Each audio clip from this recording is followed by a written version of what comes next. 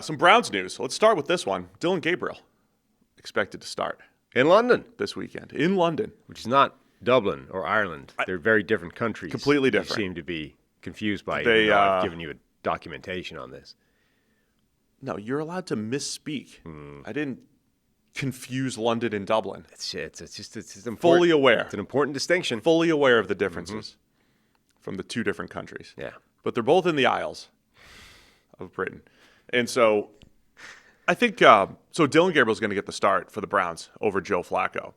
We might need to sunset all of our analysis on when to start rookie quarterbacks. It's always 4 weeks. This is just what I've said for years. But it's whatever your plan is, it will every be year 4 weeks. But every year you and I debate like, oh, which team do you make it easier? And it's like they're just throwing him in against the Vikings. They're just throwing him in against Brian Flores the same way the Giants threw Jackson Dart in against the Chargers. That part I think people need to give up on. That nobody's like It's strategizing. us. It's me. I do it all the time. Not going to lie. Right. Nobody's like strategizing what's the easy game to give them for their first game. That I think is fairly They're apparent. not scared to compete. You gotta It is interesting that they're doing it in London, though. Like, you would think, whatever about which defense do we want to get him warmed up for? Like, you know, if you're going to give the rookie the sort of first week of like, because it's not just, you know, it's obviously the most important part is how does he play on Sunday, but it's like, you know, leading the team for the week, right? How do you run practice? All those kinds of things. You would think you want to give him that week in the most, you know, home-friendly environment possible. The thing that you're used to, like your own facility, your own setup, like so you're used to everything. Now you're expecting him to sort of lead the team in a completely unfamiliar foreign environment, literally. That's a little strange. I mean, it probably doesn't make much of a difference, but it's the type of thing I wouldn't think a team would want to do. So Dillon Gabriel, as a prospect, just to go through what we thought of him coming out, what we saw in the preseason, and maybe what to expect going forward here. When we were ranking quarterbacks for the draft, you and I both had Cam Ward, Shadur Sanders, 1-2, Jackson Dart at 3, which was not uncommon in draft circles. Where things deviated, I think, quite a bit in rankings was 4 through 8. Yep. And I always said in this draft, Tyler Shuck, by the way, was the 4th quarterback off the board. Yep. Or 3rd quarterback off the board. Yeah. Because Shadur didn't go. Slid. So Shuck was the 3rd quarterback off the board. Some people really liked him. Some people had a soft spot for Will Howard or for Kyle McCord or for Jalen Milroe, who got a little late first-round hype at various points. I lumped all of those quarterbacks into intriguing backups, right? Intriguing backups with a skill set to bring to the table to be either, you know, develop as a starter or at least be a good backup. And I put Dillon Gabriel into that bucket. But you and I both had Dillon Gabriel as our 4th quarterbacks listed there. And again, I think opinions were all over the place. He's short. He was also productive. Did Renner have him as QB3? He liked him. He was either 3 or 4 for Renner. Renner was higher on him than either of us. Yeah. And I can't remember how high he put him. Yeah. It was either 3 or 4. Yeah. And one of the things that stood out to me, like we just saw Jackson Dart run, you know, pretty impressively against the Chargers. 54 official yards plus a big long run that was negated. Like ran extremely well. I watched Gabriel after watching Shadur Sanders and Jackson Dart and thought he's more athletic than both of those guys. Twitchier in the pocket, and I liked his pocket movement. Does Dillon Gabriel have better physical tools than Jackson Dart, other than not being 6'2"? I think he does. I'm still waiting to see if I'm overrating his arm. Like, I'm still waiting to see that because I think he has a very good arm. I think Gabriel has a good arm. Yeah. And we say this all the time. The short guys get docked for arm strength, and it's a little lazy in that. It is. I could kind of see both sides. Like a lot of his best downfield throws, he's got this full windup, might need to step into it. So I don't know if he's great arm talent-wise, like the way you define that. I think that's just, though, I think that's stylistic more than – It is. There are some quarterbacks that have that where they just default to it looks hard the way they throw. But it's more so I think guys with the great, if you separate, say, arm talent, right? The guys with the great arm talents can throw off platform with velocity, right? You can maintain some level of velocity while getting hit or, while moving and off platform. I don't know if I've seen a ton of that from Gabriel, but I know he can zip it outside the numbers. I know he's got pretty good velocity when he can step into the throw. So I I just think say, he by has the good way, tools. this is a vintage time in the NFL for quarterbacks that I am taller than. I think we're up to, is this the third? We got Bryce Young, we got Kyler, and now we got You're Dillon not Gabriel. 5'7"? Sit up, man. What are you doing? I am an official 5'11". We've done it with the ruler, like 5'11". Dillon Gabriel at the Senior Bowl was 5'10 and a half. Bryce Young, those are all shorter than me. That's 3. Am I missing anyone? That's a huge percentage relative to previous years. It is. I'm proud of you, and it's a special time in the NFL. And you're still sitting at 100. So I am. I'm 100%. All time. The only person coming close to me is Dan McGuire and Brock Osweiler. Yeah. Hey guys, real quick, only 40% of our viewers are actually subscribed, so let's change that. Hit that subscribe button, and now let's get back to the action. So, look, I liked Gabriel's skill set. I think we saw a bit of that in the preseason. He had a weird pick 6 in the preseason with a bit of a miscommunication. I think he's interesting outside the pocket because I think he throws pretty well on the run, but that's where a lot of his bad decisions come. There's some red zone interceptions that he threw at Oregon.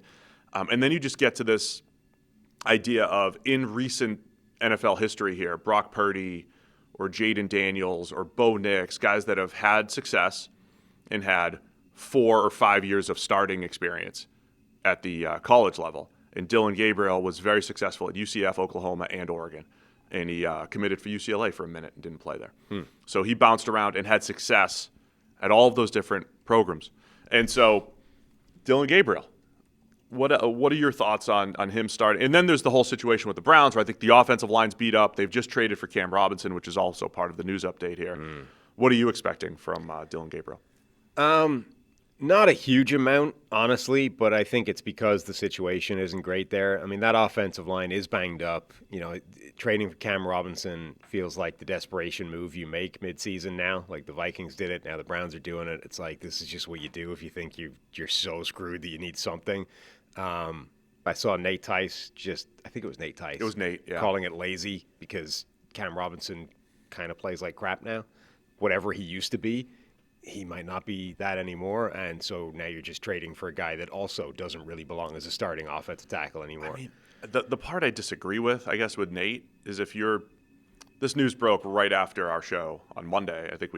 I'm like, is he I say this on QBs, is he a top 32 left tackle in the world? Now, it's concerning to me that a team with an awful offensive line like the Texans, he was unable to crack the starting lineup there. With Arante Ursa, they have two second-rounders they're trying to squeeze in there, and Titus Howard. Like, there was competition there, but Cam Robinson should have at least locked down the left side in Houston. Well, so I think you're right that he might be one of the 32 best left tackles in the NFL. I think where the problem is it's a little bit like tier drop-offs in the draft, where I think there's only 20 starting left tackles for whom that makes a difference. Like the 21st left tackle in the NFL is the same as the 57th left tackle in the NFL, which is to say a problem, right? So if you don't have one of the top 20 left tackles in the NFL, I don't know that it makes a difference if you have 25 versus 35. Either way, you've got a problem at the left tackle spot and you need help, right? So that's where I sort of disagree a bit. I think you're right that there probably aren't, that many more starters that you would want over Cam Robinson. But the point is he's a liability at this stage.